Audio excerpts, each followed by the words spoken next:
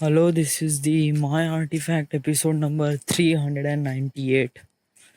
आजची तारीख आहे 31 मार्च 2016. आता वाजले करीब रात्रीचे 11.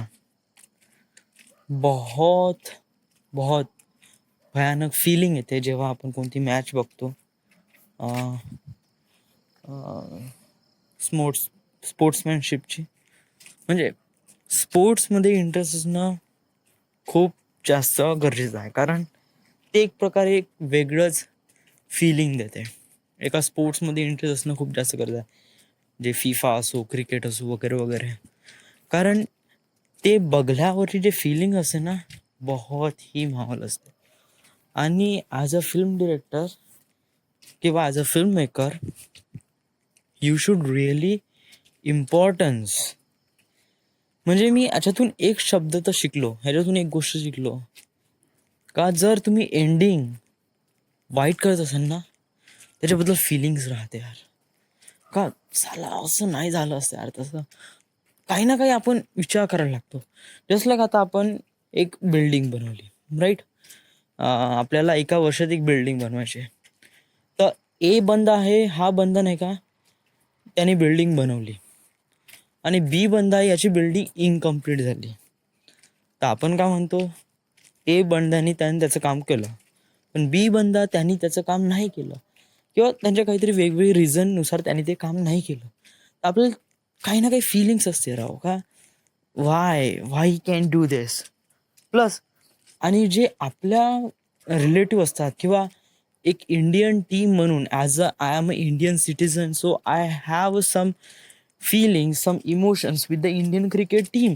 So that's why they are losing this match. I also losing them. I also losing my confidence. So that is the things I need to learn. की जेव्हा आपण एंडिंग वाईट करतो ना, तेव्हा त्याच्याबद्दल फिलिंग्स पुन्हा वाढते, राईट.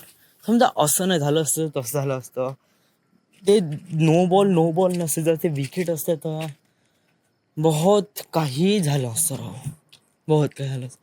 यस, ते नो बॉल नसते आणि ती विकेट असते ना, तर यस, मॅच पलटली असते राव. आणि असं नाही का इंडियाचा खूप मोठा ब्लेम दिला म्हणून आपण इंडियामधून का कुणाची गलती होती, नाही, असं नाही, बिलकुल नाही. बॉलर ऑफकोर्स, म्हणजे ते त्यांनी पूर्ण 100% त्यांनी त्यांचं काम केलं. प्रॉब्लेम का होती, वेस्ट इंडिज हे टीम नाही का पूर्ण डुकरासारखे खेळते. ॲक्च्युली जे टॉस आहे तो, समजा जर इंडियाने बॉल चूज केला असता, आय डोंट नो टॉस कोण जिंकला माहीत नाही, बट मला वाटते टॉस वेस्ट इंडिज जिंकली, त्यामुळे बॉल फर्स्ट घेतला. तर मला वाटते समजा जर इंडिया जिंकली, माहीत नाही टॉस कोण जिंकला, बट इंडिया जिंकली आणि त्यांनी बॅट घेतली ना, तर हे एकदम रॉंग डिसिजन होतं, बहुत रॉंग डिसिजन. कारण पहिले आपल्याला बघायला पाहिजे का यांचा बॅटिंग लाईनअप कसा आहे, हे कुठपर्यंत जाऊ शकते, आपल्या बॉलरला कशा प्रकारे छेडू शकते हे लोक वेस्ट इंडिजवाले, हे इंडियावाल्यांनी पहिले कळायला पाहिजे होतं. आणि देन टार्गेट चेस करण्यासाठी आपले सारे प्लेयर होते, नाही बॅट्समन नाही, तरी आतापर्यंत आपले बॉलर खूप चालून राहिले होते, बहुत चांगले. आतापर्यंत जे 4 मॅच आपण जिंकलो आहे, 4 मॅचपैकी आपले बॉलर बहुत चांगलं प्रदर्शन करत होते. बॅट्समन इतके चांगले प्रदर्शन करून नाही राहिले होते, फक्त विराट कोहली हा एक बंदा होता, बाकी असे कोणीच नव्हतं. आता काय पकडा झाला का, आपला बॅट्समन खूप चालले आज आज स्पेशली आज जे ओपनिंग केली ते बहुत चांगली झाली. म्हणजे अश्विन आणि रहाणे या दोघांनी बरोबर पार्टिसिपेट केला आणि 40-42 आणि नियर अबाउट 60 रनवर कोहलीपर्यंत चांगला साथ दिला, त्याला सेट व्हायला टाईम दिला, आणि देन कोहलीनं आपलं धुणं सुरू केलं. He is really good. म्हणजे त्यांनी बॅटिंग बरोबर केली, सगळ्यांनी बरोबर केलं, पण वेस्ट इंडिज यांना कळायला पाहिजे होतं का ही लोक बहुत क्रूर तऱ्हेने खेळते. वेस्ट इंडिजवाले लोक 1-2 रन नाही घेत, ऑफकोर्स जिथे 2 रन किंवा 3 रन घ्यायचे असेल ना, 1 रन घेते, सॅटिस्फाय राहते. पण हे लोक का असते वेस्ट इंडिजवाले, हे एकदम शॉर्ट खेळण्यासाठी एकदम फुल आहे. म्हणजे हे खूप बस आला का बॉल धुणत टाकते, ठेवत नाही, धुणत टाकते.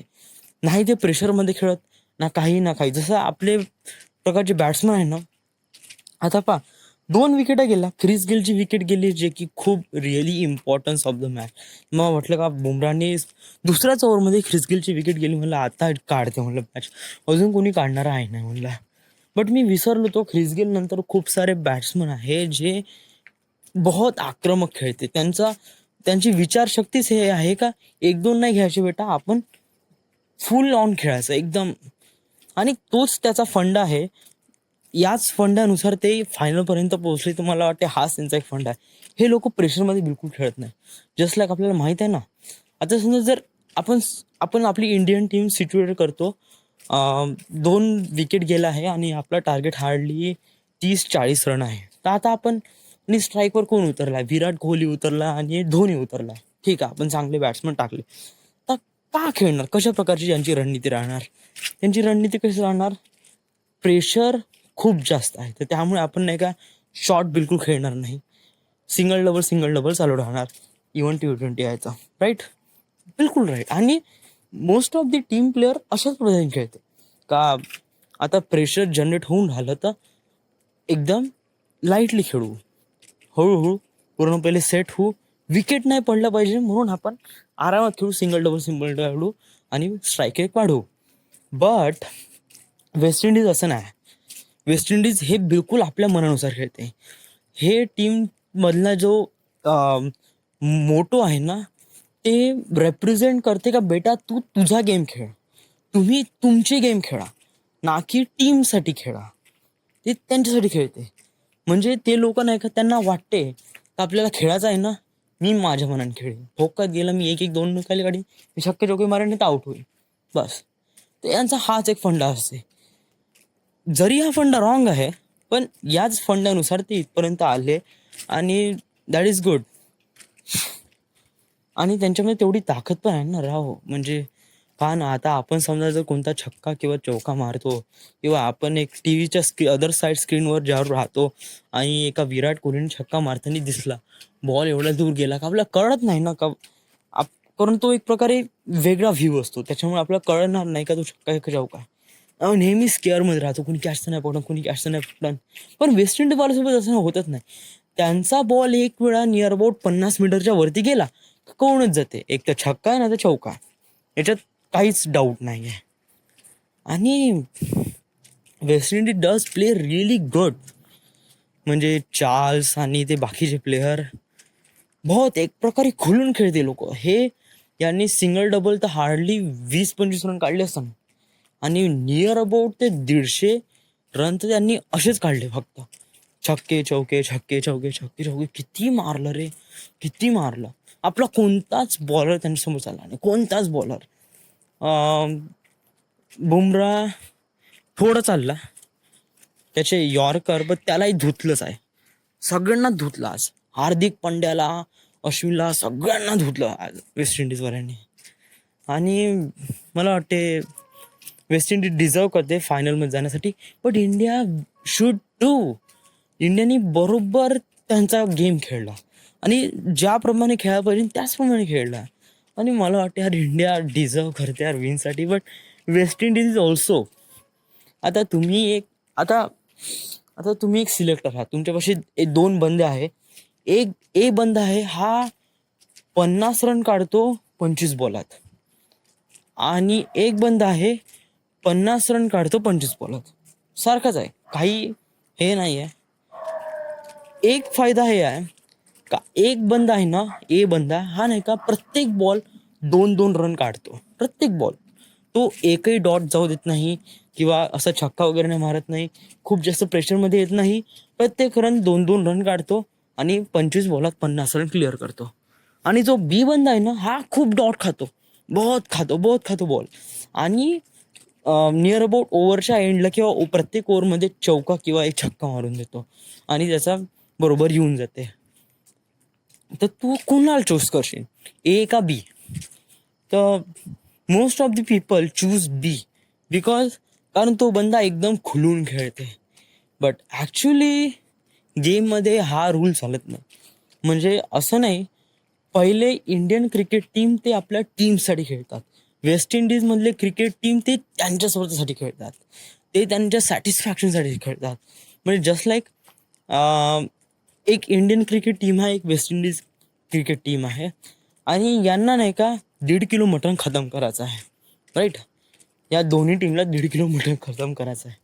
तर मग हे काय करतात की आता विराट कोहली खूप जास्त खाते बा, म्हणजे याला हार्डली अर्धा किलो हा मटण खाते, तर बाकीचे प्लेअर कसे खाते, हळूहळू हळू खाते, म्हणजे त्याला जास्त हे भेटलं पाहिजे. वेस्ट इंडिजवाले तसे नाही, भुक्कड सारखे तुम्ही खा, भुक्कड सारखे तुम्ही रन काढा, अशा प्रकारे त्यांचं बॅटिंग लाईनअप आहे. आणि त्याप्रमाणे जे खेळते वेस्ट इंडिज, सो गुड. पण मला नाही वाटत. आणि म्हणजे मी वेस्ट इंडिजची बॅटिंग कधी बघितली नाही, आणि आजची जी मॅच बघितल्यावर तसं वाटते राव का हे तर पक्के भुके होते रनसाठी. काय रन काढले राव, काय रन काढले. 2 विकेटा गेल्या आणि ते बिलकुल प्रेशरमध्ये नाही, फीलच नाही झालं ते प्रेशरमध्ये आले म्हणून. भोकात गेली तर गेली विकेट. आणि इंडियाची गलती एक होती का त्यांनी प्रॅक्टिसमध्ये किंवा नेट प्रॅक्टिसमध्ये त्यांनी प्रॅक्टिस नाही केली नो बॉलची. जे आपल्या 2 विकेटा होत्या ते नो बॉलनी फ्लॉप झाल्या. 2 विकेटा जे बहुत महत्वपूर्ण होत्या. जर तुम्ही विकेट घेत असाल, खूप एक बंदा खूप जास्त काढून राहिला रन त्याची विकेट घेऊन राहिले, तर त्याचा फुल ऑन इफेक्ट एका टीमवर येतो. का आता हा बंदा, कारण त्यांच्याकडे काय होतात की बॅट्समन जे खेळणारे असतात ते हळूहळू कमी होत जातात ना. म्हणजे 9 प्लेअर असतात, म्हणजे 11 प्लेअर असतात, त्यापैकी 2 एक्स्ट्रा असते आणि 9 जण खेळते. 9 पैकी हार्डली 4 किंवा 5 जण असतात, 4 जण असतात जे बॅट्समन असतात, 4 किंवा 5 जण. आणि त्याच्यानंतर उरलेले जे रेस्ट ऑफ द पीपल आहे ते असतात बॉलर, कारण बॉलर खूप जास्त पाहिजे ॲज कम्पेअर टू बॅट्समन.